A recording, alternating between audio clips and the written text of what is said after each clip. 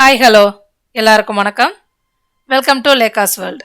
இன்றைக்கி என்ன வீடியோ பார்க்க போகிறோம்னா, நினச்ச உடனே கடையில் போய் வாங்குகிற சூழ்நிலை மாதிரி இன்றைக்கி எல்லாருமே எல்லா பொருளையுமே வீட்டிலே ரெடி பண்ணக்கூடிய சூழ்நிலைக்கு வந்துட்டோம். அப்படி கிச்சனில் தேவையான 3 முக்கியமான பொடிகளை தான் இந்த வீடியோவில் பார்க்க போகிறோம். என்னென்ன பொடிகள்ன்றதை வாங்க வீடியோக்குள்ளே போய் பார்க்கலாம். ஃபஸ்ட்டு நம்ம பார்க்க போகிறது இட்லி பொடி. நான் 1 கிலோ உளுந்து எடுத்திருக்கேன். 1 கிலோ உளுந்தையும் ஒரே டைமில் போட்டு வறுக்கிறது கொஞ்சம் கஷ்டமாக இருக்கும். அதனால் 2ஆக பிரித்து வறுத்துக்கலாம்.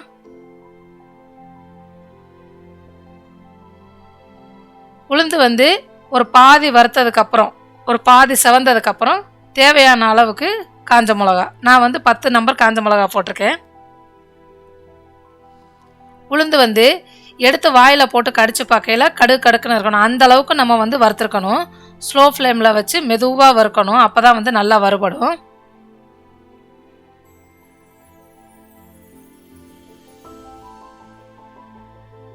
நல்லா வறுத்துட்டு எடுத்து கொட்டி ஆற வச்சிடணும். நம்ம எதெல்லாம் வறுக்கிறோமோ எல்லாத்தையுமே நல்லா கொட்டி ஆறுனதுக்கப்புறம் தான் நம்ம அரைக்கணும். நான் 150 கிராம் கடலைப்பருப்பு எடுத்திருக்கேன். அதையுமே நல்லா வறுத்து எடுத்துக்கிறணும்.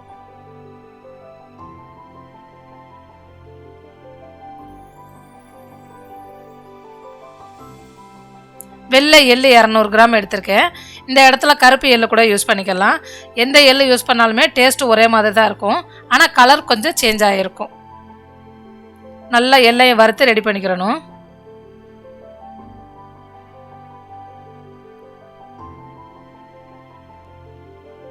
நான் கறிவேப்பிலை 2 நாளைக்கு முன்னாடியே அலசி நல்லா காய வச்சுருக்கேன். நிறையா சேர்த்துக்கலாம். தேவையான அளவுக்கு உப்பு சேர்த்துக்கணும். 1 ஸ்பூன் பெருங்காயத்தூள் சேர்த்துக்கணும். சேர்த்துட்டு எல்லாத்தையும் நல்லா மிக்ஸ் பண்ணி ரெடி பண்ணிக்கணும். நம்ம கடையில் கொடுத்து பொடித்தோம் அப்படின்னா ஒரே டைமில் பொடிச்சிடலாம். நம்ம வீட்டில் ரெடி பண்ணுறதுனால கொஞ்சம் கொஞ்சமாக தான் நம்ம மிக்சியில் போட்டு ரெடி பண்ண முடியும்.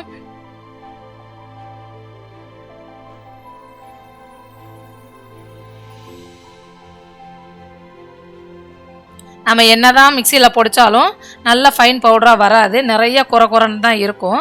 ஆனால் நம்ம கொஞ்சம் கொஞ்சமாக அரைச்சி ரெடி பண்ணிக்கிறணும்.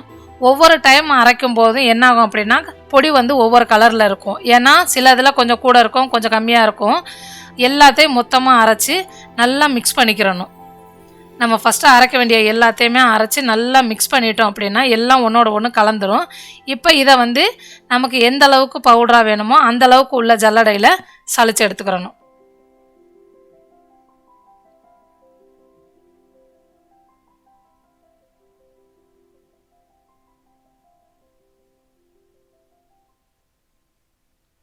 நம்ம சளிச்சிட்டு பார்த்தோம்னா இந்த அளவுக்கு குருணை இருக்கும். இதை வேஸ்ட் பண்ணிடக்கூடாது. திரும்பவும் இதை மிக்சியில் போட்டு அடிச்சுட்டு எல்லாத்தையும் ஒன்றா மிக்ஸ் பண்ணிக்கலாம். அப்படி ஒவ்வொரு டைம் நம்ம சளிச்சு அந்த குருணையெல்லாம் சேர்த்து பொடிச்சு எடுக்கும்போது பொடியோட கலர் கொஞ்சம் வேறையாக இருக்கும். நம்ம எல்லாத்தையும் ஒன்றா மிக்ஸ் பண்ணிட்டோம் அப்படின்னா போதும். ஏன்னா எல்லாத்துலேயுமே உப்பு இருக்கும், காரம் இருக்கும். இதை பார்த்தீங்கன்னா இதிலே தெரியும். மாற்றி அரைக்கும் போது கலர் கொஞ்சம் சேஞ்ச் ஆகும். ஆனால் நீங்கள் எல்லாத்தையும் நல்லா மிக்ஸ் பண்ணிட்டோம் அப்படின்னா ஒரு சூப்பரான இட்லி பொடி ரெடி. நம்ம எந்த அளவுக்கு வறுக்கிறோமோ அந்த அளவுக்கு இட்லி பொடி வண்டு பிடிக்காமல் ரொம்ப நாளைக்கு இருக்கும். மாதக்கணக்கில் கூட நம்ம யூஸ் பண்ணிக்கலாம். நல்லா அரைச்சிட்டு ஒரு கண்டெய்னரில் போட்டு பேக் பண்ணிட்டோம் அப்படின்னா ஒரு சூப்பரான இட்லி பொடி ரெடி. நெக்ஸ்ட்டு கொள்ளு பொடி பார்க்க போகிறோம். நான் 1/2 கிலோ கொள்ளு எடுத்திருக்கேன்.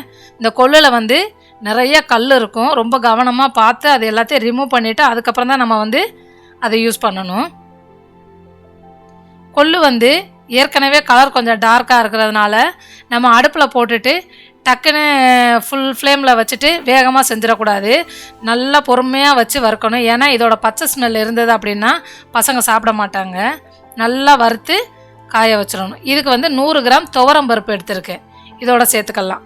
100 கிராம் துவரம் பருப்பையும் நல்லா கலர் சேஞ்ச் ஆகிற அளவுக்கு வறுத்து எடுத்துக்கிறணும்.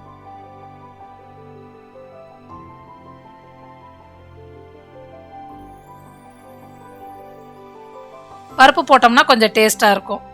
கொஞ்சோண்டு ஆயில் சேர்த்துட்டு இதில் நான் என்கிட்ட பெரிய பூண்டு தான் இருந்தது, நாட்டு பூண்டு இல்லை. அதனால் நான் 6-7 பூண்டு சேர்த்துருக்கேன். பூண்டு நிறையவே சேர்த்துக்கலாம். தேவையான அளவுக்கு காஞ்ச மிளகா சேர்த்துட்டு நல்லா வறுத்து எடுத்துக்கணும். பூண்டோட பச்சை வாசனை இல்லாத அளவுக்கு வறுத்து எடுத்துட்டோம் அப்படின்னா அந்த பொடி செம்ம டேஸ்ட்டாக இருக்கும். பச்சை வாசனை இருந்தது அப்படின்னா அது கொஞ்சம் காட்டமாக இருக்கும். நல்லா வறுத்து அரைச்சிட்டு நம்ம வறுத்து வச்சுருக்க எல்லா பொருளையும் சேர்த்து கொல்லில் போட்டுட்டு இதில் 1 ஸ்பூன் வந்து பெருங்காயத்தூளும் தேவையான அளவுக்கு உப்பு சேர்த்து நல்லா மிக்சியில் அரைச்சி எடுத்துக்கிறணும். இது எல்லாமே கொஞ்சம் டைம் எடுக்கும். ஆனால் நம்ம அரைச்சி பொடிச்சு வச்சுக்கிட்டோம் அப்படின்னா ரொம்பவே யூஸ்ஃபுல்லாக இருக்கும். இதுவுமே குறன்னு தான் இருக்கும். நம்ம திரும்பவும் ஒரு டைம் போட்டு மிக்சியில் அரைச்சி எடுத்தோம் அப்படின்னா ஒரு சூப்பரான கொள்ளு பொடி ரெடி. நல்லா சுடு சாதத்தில் நெய் போட்டு சாப்பிட்டோம் அப்படின்னா செம்ம சூப்பராக இருக்கும். நல்லா வறுத்து ரெடி பண்ணிட்டோம் அப்படின்னா மாதக்கணக்கில் இது எல்லாத்தையுமே நம்ம யூஸ் பண்ணிக்கலாம். சூப்பரான கொள்ளு பொடி ரெடி. இப்போ வந்து கரம் மசாலா நான் 3 ஸ்பூன் சோம்பு எடுத்திருக்கேன், 2 ஸ்பூன் வந்து சின்ன சீரகம் எடுத்திருக்கேன், 2 ஸ்பூன் மிளகு, 2 ஸ்பூன் ஏலக்காய், 2 ஸ்பூன் மல்லி, இதோட 2 ஸ்பூன் லவங்கம், கொஞ்சோண்டு கல்பாசி, ரொம்ப சேர்க்க வேண்டாம், போட்டுட்டு நல்லா வறுத்துக்கிறணும். ரொம்ப கம்மியான ஃப்ளேமில் வச்சு 4 பீஸ் பட்டை போட்டிருக்கேன், 3 பிரிஞ்சி இலை போட்டிருக்கேன். இதையுமே நல்லா ஸ்லோ ஃப்ளேமில் வச்சு வறுத்துக்கிறணும்.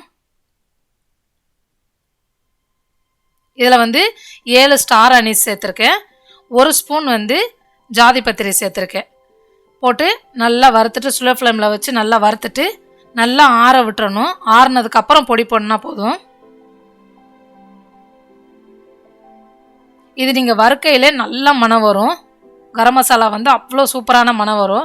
நம்ம ஒவ்வொரு டைம் கடையில் போய் வாங்கணும் இல்லை, இதை செஞ்சு வச்சுக்கிட்டோம் அப்படின்னா நான் போட்டிருக்க இந்த குவான்டிட்டி வந்து எனக்கு 1 மாதத்துக்கு மேலே வரும். நான்வெஜ் செய்கிறதோ இல்லை நம்ம இப்போ வெஜிடேரியனில் கூட நிறைய கரம் மசாலா சேர்க்குறோம். ஸோ 1 மாதத்துக்கு தாராளமாக வரும். மிக்சியில் போடையில் பட்டையெல்லாம் வந்து பொடிசாக ஒடிச்சிட்டு போட்டோம்னா நல்லாயிருக்கும். ஏன்னா மிக்சி பிளேடு போயிடுச்சுன்னா வீணாக போயிடும். பட்டை கொஞ்சம் பெருசு பெருசாக இருக்கும். பொடிசாக நுணுக்கிட்டு போட்டு மிக்சியில் ஓட்டி எடுத்தோம் அப்படின்னா ஒரு சூப்பரான கரம் மசாலா ரெடி.